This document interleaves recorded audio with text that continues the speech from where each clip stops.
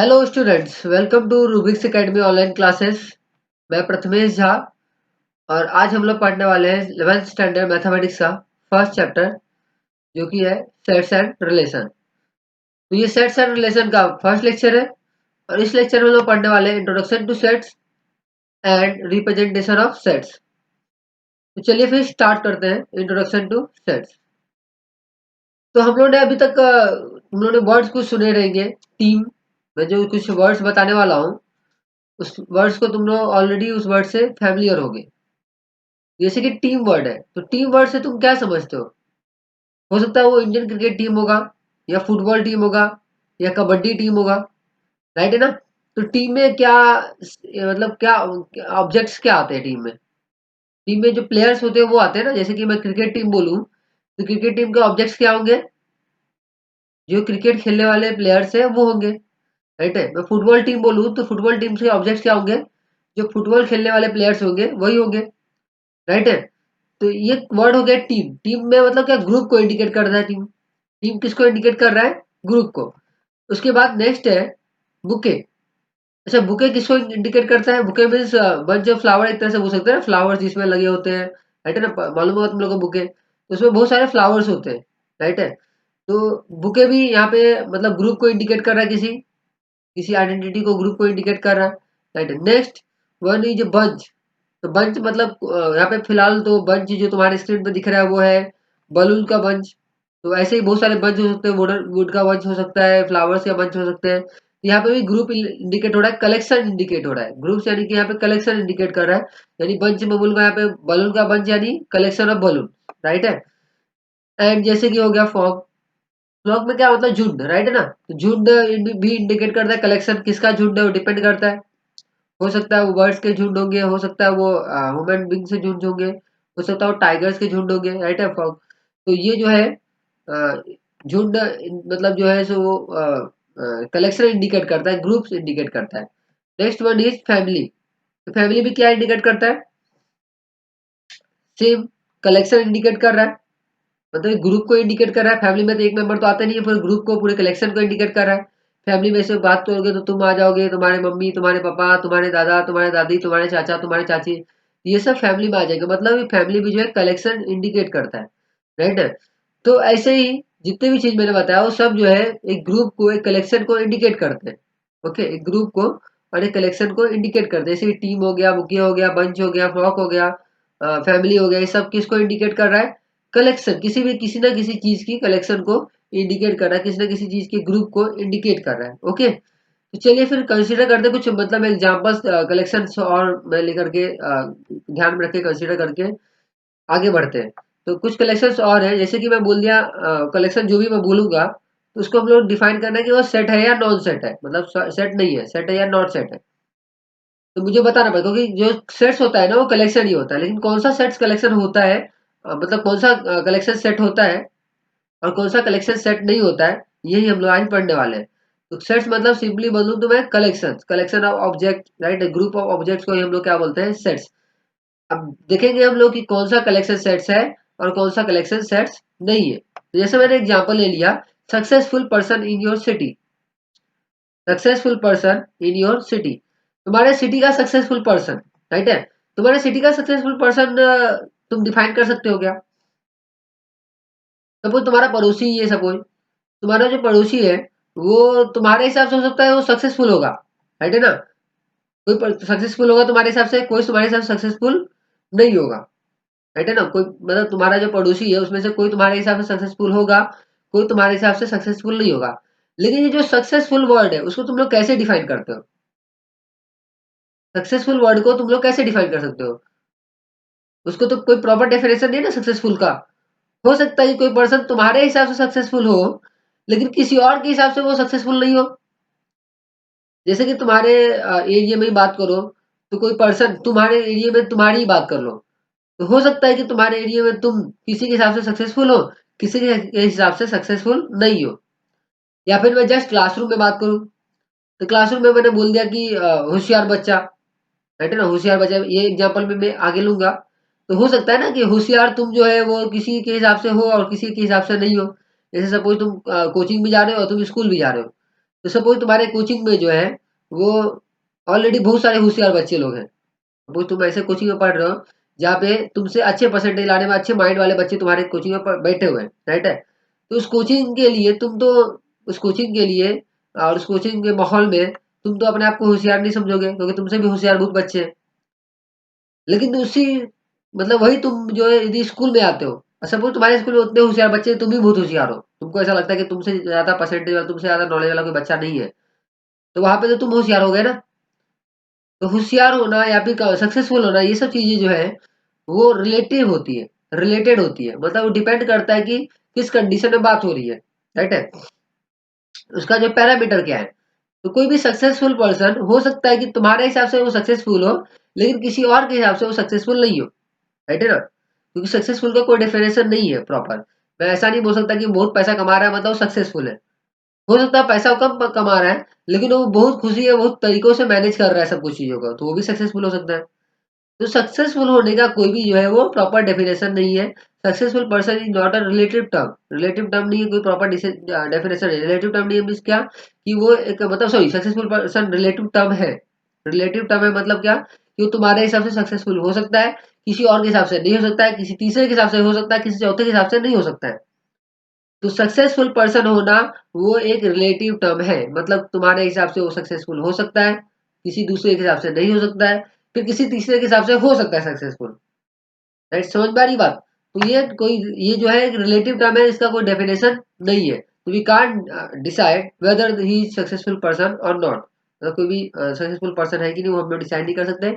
इसलिए ये जो है वो सेट नहीं है। सक्सेसफुल पर्सन यूनिवर्सिटी जो वर्ड है, ये जो लाइन है, ये सर्च को कलेक्शन को डिसाइड मतलब जो प्रॉपर कलेक्शन को नहीं बताता। क्योंकि यदि मैं कलेक्शन करने जाऊंगा तुम्हारे एरिया की सक्सेसफुल पर्सन का, तो मैं यदि बोलूंगा तुम्हें कलेक्शन करने को, तो तुम क्या करोगे, तुम अलग लिस्ट निकालोगे। किसी और को कलेक्शन करने बोलूंगा तो वो अलग लिस्ट निकालेगा, क्योंकि उसके हिसाब से सक्सेसफुल पर्सन कोई और ही होगा। किसी तीसरे को बोलूंगा लिस्ट निकालने को, तुम्हारे एरिया के सक्सेसफुल पर्सन के का लिस्ट निकालने, तो कोई तीसरा पर्सन कुछ और लिस्ट निकालेगा। तो ये जो लिस्ट है वो मैच नहीं खाता रहेगा, राइट है। वो प्रॉपर मैच नहीं खाएगा, क्यों, क्योंकि ये लिस्ट वेल डिफाइंड नहीं है। ये जो सक्सेसफुल पर्सन वर्ड है, ये वेल डिफाइंड ऑब्जेक्ट मतलब वर्ड नहीं है, राइट है। इसके लिए इसको हम लोग क्या बोलेंगे, सेट्स नहीं बोलेंगे, it is not a set. Okay, next one, happy people in your town. Happy people in your town, तो सेम हैप्पी पीपल भी जो है वो किसी के हिसाब से हैप्पी हो सकता है और किसी और के हिसाब से हैप्पी नहीं हो सकता है। सपोज कोई पर्सन है जिसको तुम बोलोगे कि ये हैप्पी पर्सन है, और कोई दूसरे पर्सन को तुम बोलोगे कि हैप्पी पर्सन नहीं है। तो डिपेंड करता है ना कि तुमको मालूम है तो ही बोल सकते हो ना।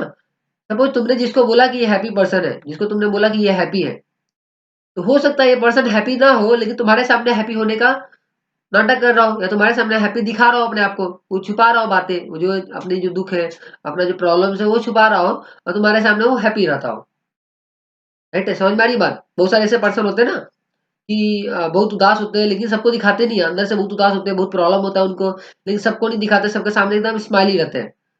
तो वो तो लगता है कि सबके सामने कि वो हैप्पी नहीं है, लेकिन उस एक्चुअली वो मतलब सबके सामने तो लगता है कि वो हैप्पी है, लेकिन एक्चुअल में वो हैप्पी नहीं होता है। और हो सकता है कोई पर्सन हो जो कि हैप्पी हो, लेकिन सबको कुछ लोग होते हैं ना ऐसे, कुछ पर्सन ऐसे होते हैं जो एक्चुअली में हैप्पी जो है सो होता है, लेकिन खुश रहता है एक्चुअली में, लेकिन वो दिखाता नहीं, वो लगता है कि नहीं नहीं मेरे को बहुत प्रॉब्लम है, कोई ये है मेरे को वो, ऐसा कुछ होता भी नहीं है। तो इसलिए ये जो है वेल डिफाइंड मतलब ऑब्जेक्ट नहीं है, वेल डिफाइंड जो है कलेक्शन नहीं है। ओके, तो हैप्पी पर्सन का भी मैं जैसे कि मैं और तरीके से बताऊं, जैसे कि हो सकता है कि जो हैप्पी पर्सन है, ये जो पर्सन हैप्पी है, वो पर्सन हैप्पी तुमको दिख रहा हो, लेकिन यही सेम पर्सन तुम्हारे फ्रेंड को, सपोज तुम्हारे फ्रेंड है, राइट है, तो ये तुमको लग रहा हो कि हैप्पी है ये, लेकिन यही पर्सन किसी तुम्हारे दूसरे फ्रेंड को अपने सब प्रॉब्लम बताता हो कि अरे यार मुझे ये प्रॉब्लम है, मुझे प्रॉब्लम है। होता है ना, कुछ लोग होते हैं कि अपनी प्रॉब्लम कुछ लोगों के साथ ही शेयर करते हैं। तो जिसके साथ ये प्रॉब्लम शेयर करेगा उसके लिए तो ये हैप्पी पर्सन है ही नहीं, उसके लिए तो ये अनहैप्पी पर्सन है।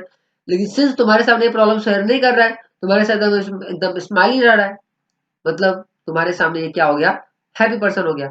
हो सकता है कि दूसरा पर्सन हो हैप्पी हो, लेकिन वो नाटक कर रहा हो कि नहीं रे मेरे को ये प्रॉब्लम है, अरे यार मेरे को ये प्रॉब्लम है। समझ में आई बात की नहीं। वो बार बार अपनी प्रॉब्लम ही बता रहा हो, फालतू का प्रॉब्लम बता रहा हो, जो प्रॉब्लम है ही नहीं एक्चुअल में। तो वो तो हैप्पी नहीं हो सकता ना, क्योंकि डिपेंड करता है तुमको यदि बता रहा है प्रॉब्लम, तो तुम्हारे लिए वो हैप्पी है, तुमको ये प्रॉब्लम नहीं बता रहा है, तुम्हारे लिए वो हैप्पी नहीं है। तुमको यदि उसका प्रॉब्लम मालूम है तो तुम्हारे लिए वो हैप्पी नहीं है, तुमको यदि उसका प्रॉब्लम नहीं मालूम है तो तुम्हारे लिए वो हैप्पी है।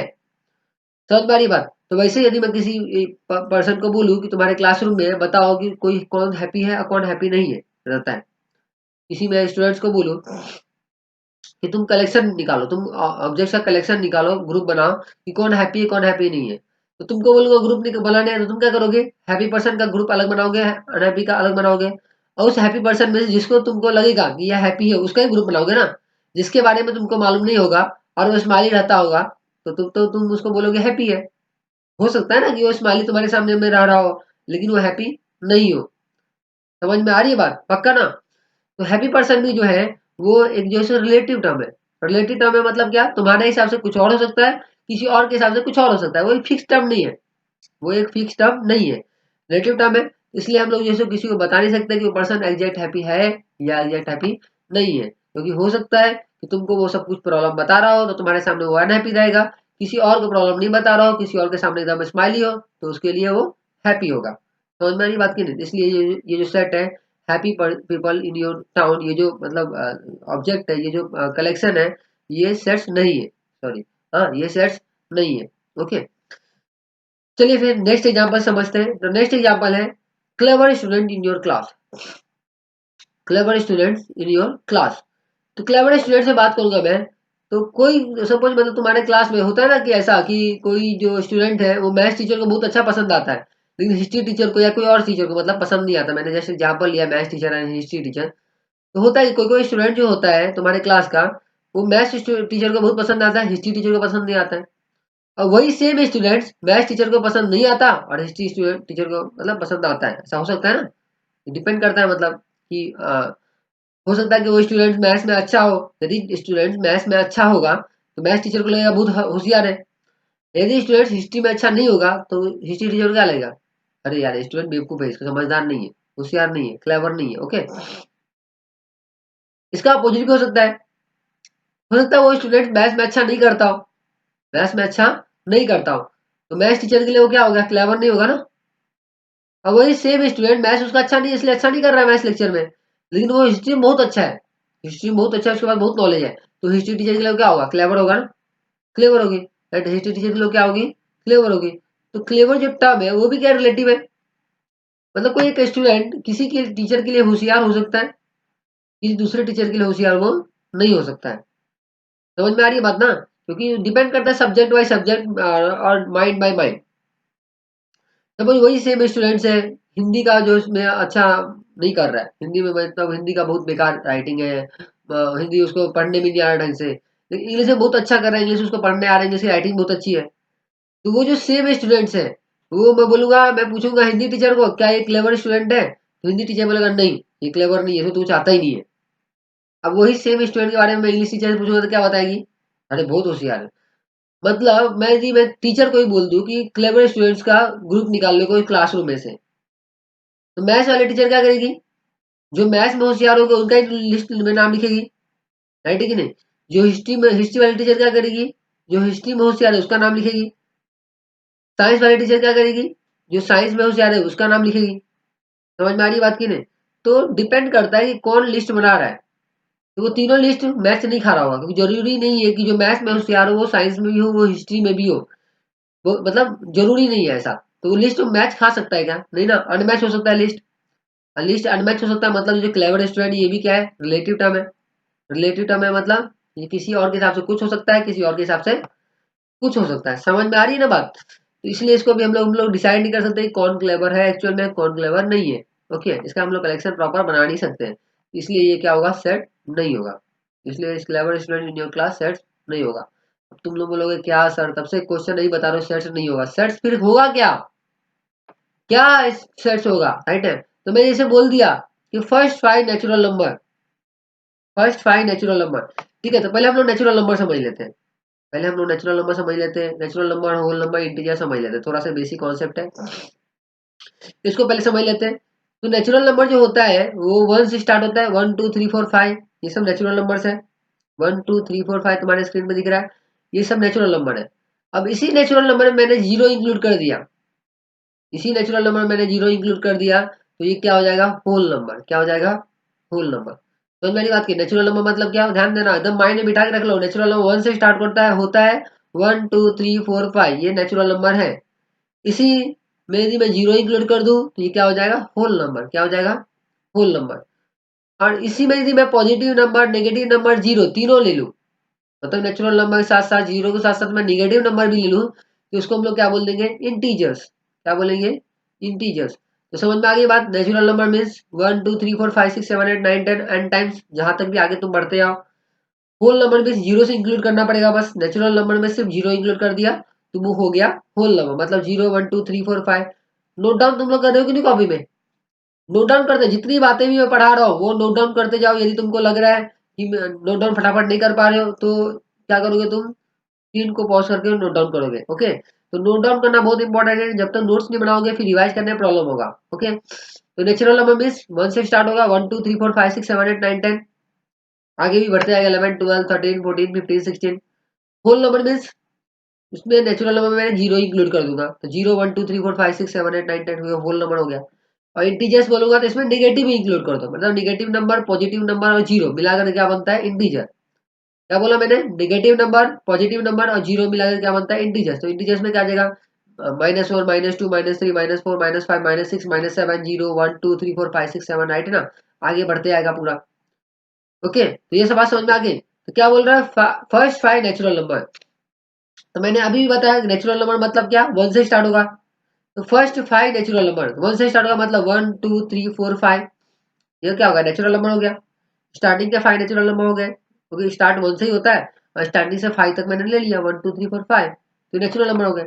अच्छा, तो मैं यदि तुमको पूछूंगा नेचुरल नंबर का ऑब्जेक्ट, यदि तुमको नेचुरल नंबर मालूम है तुम भी बताओगे 1 2 3 4 5, फर्स्ट 5 नेचुरल नंबर पूछूंगा तुमसे तो तुम भी तो यही बताओगे ना, 1 2 3 4 5। तुम्हारे फ्रेंड से पूछूंगा तो वो भी तो यही बताएगी ना, 1 2 3 4 5। यदि उसको नेचुरल नंबर के बारे में पता हो तो हाँ, कुछ भी बताएगी तो बात अलग है। यदि उसको पता ही नहीं रहेगा तो फिर कुछ भी बता देगी वो।